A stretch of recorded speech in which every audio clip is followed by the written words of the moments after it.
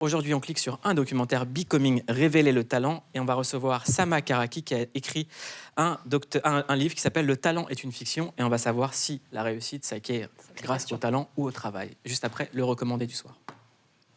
NBA was definitely always a dream of mine. At an early age, I just liked singing. I do believe it was my path to end up playing basketball. I mean, I'm 6'4". I love coming back home where everything all started. You gotta remember where you're from and who you are. Wow, it's pretty cool to look back and see the thread.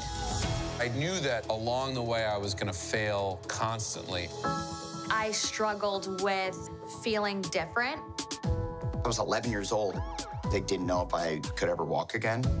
Stuff happens sometimes that you can't control. When things that are bad happen, there's good that comes from it.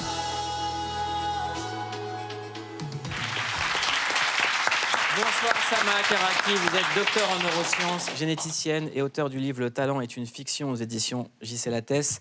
On vient de voir un extrait de ce documentaire où des artistes et des athlètes racontent les origines de leur talent, devenir un grand sportif, une star de cinéma ou un grand musicien. Est-ce que c'est du talent ou du travail ? Alors, ni l'un ni l'autre seulement. Ça veut dire que j'aurais bien aimé dire oui, parce que ça aurait été une histoire simple et séduisante. Mais quand on cherche à comprendre la trajectoire d'une personne, c'est plus simple de voir que ce qui explique là où elle est, c'est en elle. C'est dans sa biologie, ou c'est dans sa quantité de travail, ou dans son trait de caractère. Donc c'est beaucoup moins séduisant de parler du contexte des privilèges ou d'ailleurs de désavantages que nous avons vécus, que nous avons bravés. Donc c'est un peu, si j'essaye de justifier ou d'expliquer ce qui fait qu'il y a un certain qui brille, ce serait un peu comme si on est dans un embouteillage et on se demande pourquoi il y en a qui s'en sortent et on ouvre les capots des voitures et on regarde ce qui se passe dedans. Donc ça serait un peu, ce serait le mauvais niveau pour expliquer ce qui fait qu'il y en a un certain qui s'en sortent et d'autres. Alors c'est quoi le bon niveau pour expliquer ?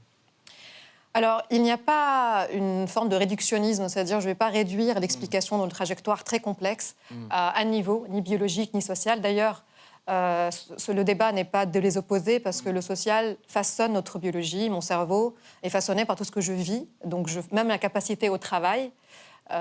C'est-à-dire que cet attachement que nous avons à l'idée de la sueur et du labeur pour faire ce qu'on est, elle est façonnée aussi par ce que je vis, par les modèles, par les récits collectifs qui s'infiltrent en moi et qui me donnent accès au rêve, à l'espoir, à l'envie, au désir et donc finalement à la motivation de travailler, à arriver.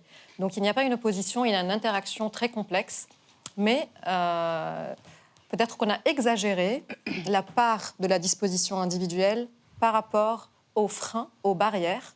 Et on est un peu trop fasciné par ceux qui échappent du filet, plutôt qu'on se demande qui est retenu derrière le filet et comment on peut faire pour le défaire. Pauline ? Alors moi, j'ai bien évidemment commencé à lire votre livre, je ne l'ai pas terminé, mais je prends beaucoup de plaisir. Vous commencez par déconstruire évidemment toutes les idées reçues sur le talent. Il y a quand même une question qui subsiste pour moi au stade où j'en suis, c'est, par exemple, quand on prend des cas réellement exceptionnels, je pense à un Einstein, à un Mozart, à des gens dont on dit qu'ils sont des êtres hors du commun, est-ce que là, on peut parler quand même d'aptitude, parce que c'est le mot que vous employez, particulière ?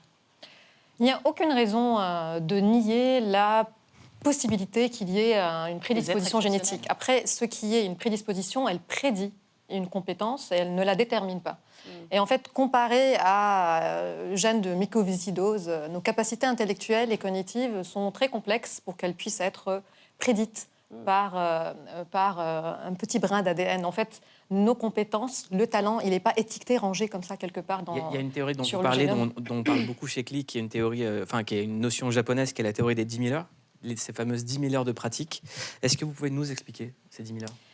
Alors, il y a quelque chose de très beau qui se passe dans le cerveau quand on répète quelque chose, quand on reproduit.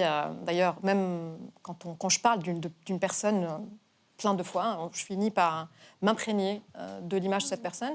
Et quand je reproduis quelque chose, un geste moteur, c'est comme ça qu'on apprend en fait à conduire, c'est comme ça qu'on apprend un langage. Donc le cerveau est façonné par la répétition. Et bien sûr, si je dis 10 000 heures, il se passe quelque chose quand même au bout de 10 000 heures. Mais après, il ne faut pas oublier qu'il y a dans ces 10 000 heures toute la charge mentale qui est très différente des uns des autres. Nous n'avons pas la même pression, nous n'avons pas la même pression environnementale, nous n'avons pas le même accès aux dispositifs. C'est-à-dire, il ne faut pas juste parler de qu'est-ce que je suis en train de faire et combien de temps, mais de comment je suis en train de le faire. Est-ce que j'ai accès au code ? Est-ce que j'ai quelqu'un derrière qui me dit « ne fais pas ça, fais plutôt comme ça ?» Et donc, en fait, là, il y a une injustice Le résultat ne d'accès. sera pas le même, quoi. Voilà, donc en fait, je suis en train de comparer deux personnes qui font 10 000 heures sans savoir est-ce que ces personnes ont accès aux bonnes stratégies, aux bons dispositifs, aux bonnes croyances sur leurs capacités. On sait par exemple que les femmes et les hommes portent des croyances historiques sur leur capacité aux maths. Et si je prends des enfants de 6 ans en leur disant que c'est un exercice de maths, les filles, elles vont faire moins bien que si je leur dis que c'est un exercice de dessin. La performance, elle sera égale. Donc en fait, on porte cette charge qui s'infiltre en nous et qui vient perturber ce que je fais de ces 10 000 heures. Donc s'arrêter là, ça serait encore réduire à une cause unique qui est le travail, alors qu'en fait, il y en a qui s'acharnent et qui n'y arrivent pas. Il faut aussi savoir s'efforcer et pas juste s'efforcer. Dans votre livre, vous citez cette scène du film Gatsby le Magnifique. On clique dessus et on en parle juste après. Jeff, frère, la seule chose respectable chez vous, c'est votre argent. Votre argent, c'est tout. J'en ai tout autant que vous. Nous sommes donc égaux. Oh non, non. Nous sommes différents.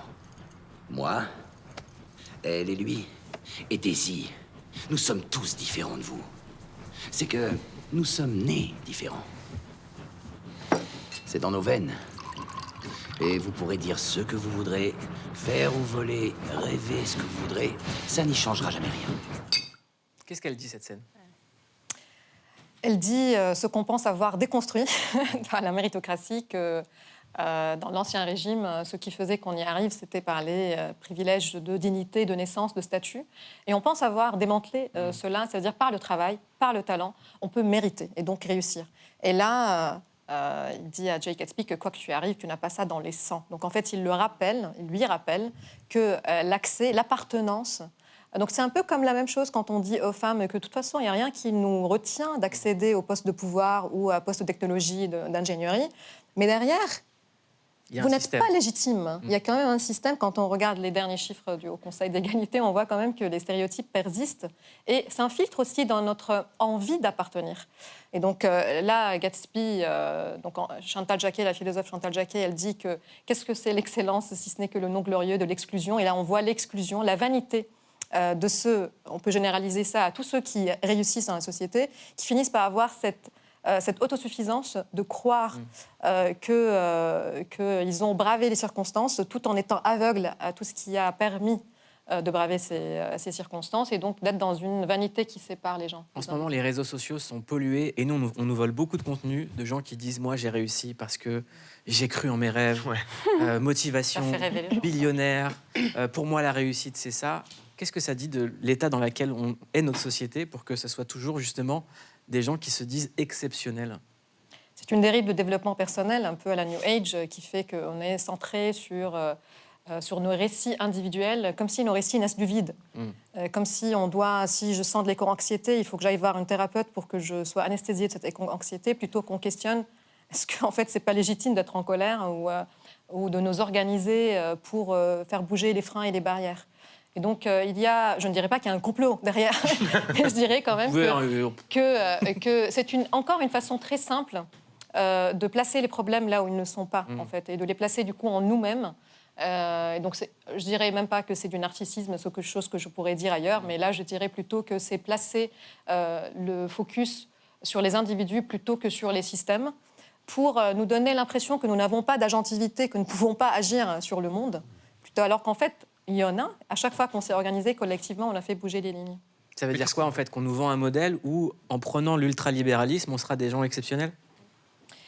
Alors, c'est autogratifiant et ça permet... Parce qu'en fait, nous sommes attachés à cette idée de libre arbitre. Si les neurosciences, c'est de là où je viens, ont un regard très pessimiste là-dessus. C'est-à-dire que notre cerveau, nos décisions sont déterminées déjà par ce qui nous avons déjà vécu. Je n'irai pas jusqu'à nier toute responsabilité individuelle sur le façonnement de ce que nous sommes, mais je dirais que cette marge de manœuvre, elle est très fine. Et il faut qu'on ait l'humilité de se rappeler qu'elle est très fine et que nous n'avons pas la capacité de changer les discours par une psychologie positive. Plutôt, on a une fine marge de manœuvre qui devient intéressante quand on l'organise collectivement. On va passer au CQFC. Une dernière question. Pour vous, c'est qui la personne la plus talentueuse ? J'allais dire DiCaprio, là, en le voyant, j'allais dire quel talent, il ne faut pas que je le dise. Mais cette scène, ce qui allait venir juste après, c'était quand il s'énerve, et c'est une scène qui est juste impressionnante. Alors, le talent, on l'observe, tant que c'est dans notre petite intimité, ça n'est pas de problème. Le livre, il parle de beaucoup plus de cela. Il ne parle pas des poissons qui échappent au filet, il parle plus du filet. En tout cas, on clique sur votre livre, ça s'appelle « Le talent est une fiction ». C'est disponible aux éditions JC Lattès.